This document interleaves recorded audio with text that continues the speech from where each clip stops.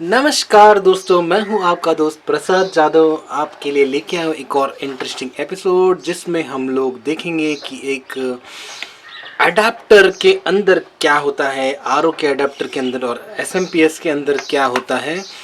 तो दोनों को हम लोग पोस्टमार्टम करेंगे इस स्क्रू ड्राइवर की सहायता से और देखेंगे कि इसके अंदर दोनों के अंदर क्या डिफरेंस है। तो विदाउट वेस्टिंग एनी टाइम दोस्तों चालू करते हैं। उसके पहले मैं आपको बताना चाहूँगा कि ये जो एडाप्टर है ये है 36 वोल्ट का। और एक बात ध्यान में रखिए, आपको अडाप्टर हमेशा आपको 36 वोल्ट का ही मिलेगा, 24 वोल्ट का नहीं होता है अडाप्टर। और ये जो एस है ये 36 वोल्ट का है, ये 2.5 वोल्ट का है, 2.5 एम्पियर का है, ये 1.5 एम्पियर का है। तो चलिए दोस्तों हम लोग अनबॉक्सिंग या खोलते हैं इस विशाल एडाप्टर को और देखते के अंदर क्या है।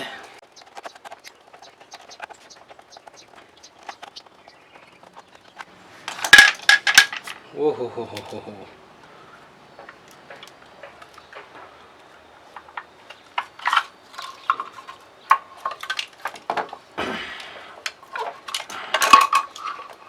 तो ये भाई साहब यहाँ से टूटा हुआ है।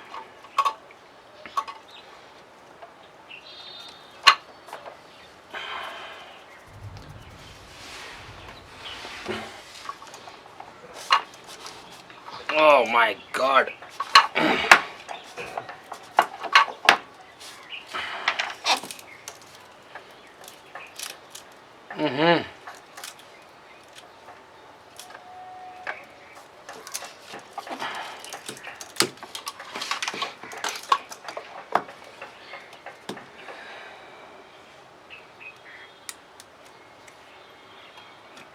तो जैसे आप देख सकते हैं दोस्तों, ये एक ट्रांसफार्मर है जिसके अंदर कॉपर कॉइल की वाइंडिंग की गई है और उस वाइंडिंग के ऊपर जो है ये वोल्टेज को स्टेप डाउन करने का काम करता है।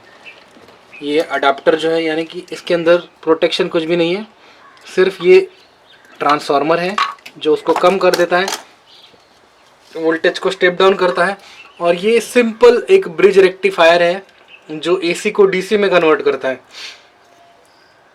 और जब ये इसके अंदर जो कॉइल है जब ये शॉर्ट हो जाती है, जैसे कि मैंने आपको दिखाया कि अगर वो शॉर्ट हो जाए तो क्या होता है, ये बन जाता है एक लिविंग बॉम्ब। जी हाँ दोस्तों, बिकॉज जब ये वायर शॉर्ट हो जाती है तो ये काम करता है हीटर का, यानी कि जब हम लोग पानी गर्म करने के लिए हीटर का इस्तेमाल करते हैं कुछ उस प्रकार से ये हीटर का काम करता है और जलने लगता है। और अगर ध्यान नहीं दिया जाए तो ये जल जल के जो है पूरा कैबिनेट को जला डालता है। और ये जो वायर होती है ये जनरली कॉपर वायर होती है, जो अगर इसमें कॉपर की भी आती है और एल्यूमिनियम की भी आती है। तो जनरली आपको देख के तो नहीं समझेगा ये कॉपर है या एल्यूमिनियम है। जो इसको ऐसे स्क्रैच करेंगे तो आपको अगर ये वाइट वायर दिखती है जैसे कि अभी दिख रही है तो ये एल्यूमिनियम वायर है, और अगर रेड वायर दिखती है तो वो कॉपर वायर है। यानी कि ये जो एडाप्टर था ये एल्यूमिनियम का बना हुआ एडाप्टर है जो बहुत ही कम चलता है, बहुत ज़्यादा परफॉर्मेंस नहीं देता है। यानी कि ये जो है मतलब अगर इसको मैं कुछ इस प्रकार से इसका एनेबलिंग निकाल दूँ तो ये सामने आएगा कि ये एक कॉपर वायर नहीं है, ये एल्यूमिनियम इस्तेमाल किया गया है। तो ये एल्यूमिनियम की तार है जिसके ऊपर ये कोटिंग की गई है। तो ये एक अडेप्टर है, ये एल्यूमिनियम अडेप्टर है, मतलब जिसमें एल्यूमिनियम का इस्तेमाल हुआ है, जो सस्ता रहता है कॉपर से। तो मतलब इसमें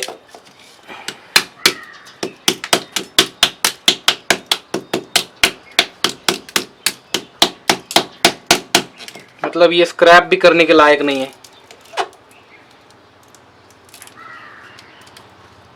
इसको सीधा सा हम लोग फेंक दें वही सही है। तो चलिए अभी हम लोग हमारे दोस्त एसएमपीएस को ओपन करते हैं और देखते हैं कि इसके अंदर क्या होता है। तो हम लोग एसएमपीएस को खोलते हैं।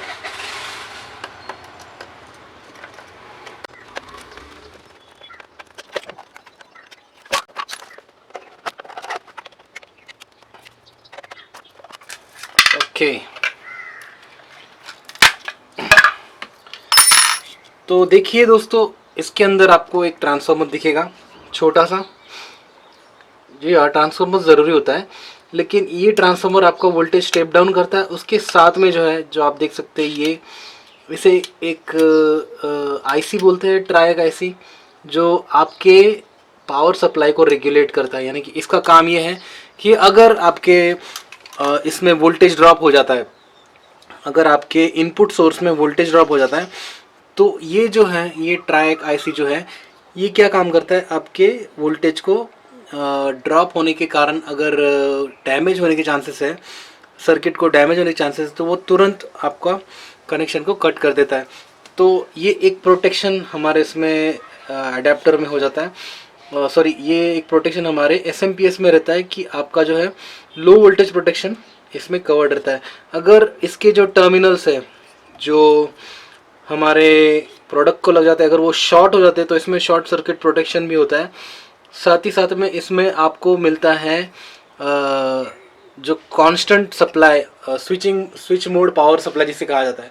यानी कि हमेशा आपको कॉन्स्टेंटली पावर सप्लाई जो है वो 24 वोल्ट से लेके 26 वोल्ट, जितना उसका रेटेड पावर है उतना हमेशा मिलता रहेगा। इसके अंदर कैपेसिटर्स का भी इस्तेमाल किया जाता है, जिसकी वजह से जो आपके इसके अंदर कोई स्पाइक्स वगैरह हो तो वो भी इसमें क्योर हो जाते हैं। जैसे कि ये वोल्टेज, हाई वोल्टेज कैपेसिटर दिया गया है, यहाँ पे ब्रिज रेक्टिफायर दिया गया है। तो इसके इस्तेमाल से आप सेफ रख सकते हैं आपके सिस्टम को। वेयरएज अगर आप ये यूज़ करेंगे तो इसमें कोई प्रोटेक्शन नहीं। अगर इसके अंदर कोई वायर्स शॉर्ट भी हो जाते हैं तो ये सीधा गर्म होना शुरू हो जाता है। अगर इस कंडीशन में अगर ये शॉर्ट हो जाती है वायर्स इसकी, तो ये स्विच ऑफ हो जाता है, टर्न ऑफ हो जाता है। अगर आपका एसवी शॉर्ट हो जाए तो आपका एसएमपीएस टर्न ऑफ हो जाता है। अगर आपकी पंप की वायर वाइंडिंग अगर शॉर्ट हो जाए तो ये टर्न ऑफ हो जाता है, बंद हो जाता है। तो ये बेनिफिट्स होते हैं एसएमपीएस के इस्तेमाल करने के एज़ कम्पेयर टू अडाप्टर। तो मैं आपको हमेशा यही सुझाव देता हूँ दोस्तों, प्लीज़ आप एसएमपीएस इस्तेमाल करें। कॉस्टिंग सेम ही है, कुछ डिफरेंस नहीं है। ये क्यों यूज़ करते मुझे वही समझ में नहीं आता है। थोड़ा बहुत महंगा पड़ जाता है एसएमपीएस, लेकिन आपकी सेफ्टी तो एटलीस्ट कॉम्प्रोमाइज़ नहीं होती है। अगर कभी आपका अडाप्टर या कभी आपका ये शॉर्ट हो जाए तो इसमें एसी करंट आगे नहीं जाता है। वेयरएज अगर इसकी वायर वाइंडिंग शॉर्ट हो जाए तो ये वोल्टेज ड्रॉप नहीं करेगा, सीधे सीधे वोल्टेज आपका इंक्रीज़ हो जाएगा। अगर ये शॉर्ट हो गया, कोई भी अगर एक भी ब्रिज रेक्टिफायर का एक भी डायोड अगर शॉर्ट हो गया तो वो एसी को कन्वर्ट नहीं कर पाएगा। Then you will get direct AC current in your system. तो ये सब नुकसानदायक चीज़ें हैं और ये हैवी भी काफ़ी है comparative to this thing. Compare to SMPS अगर आप देखेंगे तो ये काफ़ी वज़नदार भी है, जो आपके जो आपके प्यूरीफायर का वज़न एंड ऑफ द डे बढ़ाता है। तो फालतू का वज़न भी उसमें ऐड होता है। तो ये है दोस्तों, अगर आपको ये चीज़ अच्छी लगी होगी, अगर ये वीडियो अच्छा लगा होगा, ये मैंने की हुई तोड़ फोड़ अच्छी लगी होगी, तो प्लीज़ एक थम्स अप ज़रूर दीजिएगा। देखने के लिए धन्यवाद। और हमारे चैनल को अगर आपने सब्सक्राइब नहीं किया होगा, प्लीज़ सब्सक्राइब करना मत भूलिएगा। ये वीडियो को जितना हो सकता है उतना शेयर ज़रूर कीजिएगा। Thanks for watching friends, take care, bye bye, जय हिंद।